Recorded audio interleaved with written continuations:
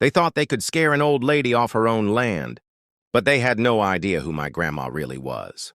It all started when a woman named Karen moved into the neighborhood, across from Grandma's farmhouse. She was the type who acted like she owned the street just because she had a clipboard and a loud voice. Grandma's farmhouse isn't fancy, but it's beautiful in its own way. Old red barn, chickens walking around freely, and a big garden she's cared for since before I was born. Karen didn't like any of it.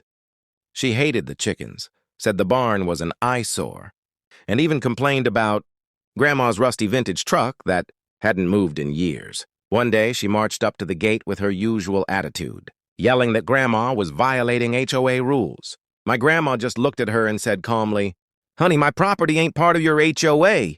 But Karen didn't listen.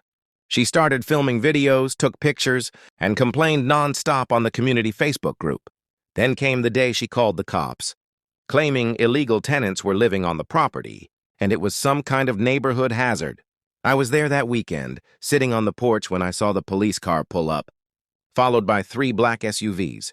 Karen stood across the street with her arms crossed, smiling like she'd just won a battle. But when those SUVs stopped, out came 3 men in plain clothes, quiet, professional and serious looking. I recognized one of them immediately from TV. He was a federal judge. They walked straight up to Grandma, gave her a hug, and one of them turned to the cops and said, "Everything here is legal. This is private property. We're her tenants." Turns out, Grandma had been renting the guest house to retired and active judges for years. Not just anyone gets that kind of trust. Karen's face went pale as she quietly backed away. She never bothered Grandma again. But here's the twist. Just last week, Grandma was invited to speak at a law school event. Turns out one of her former renters is now a Supreme Court nominee.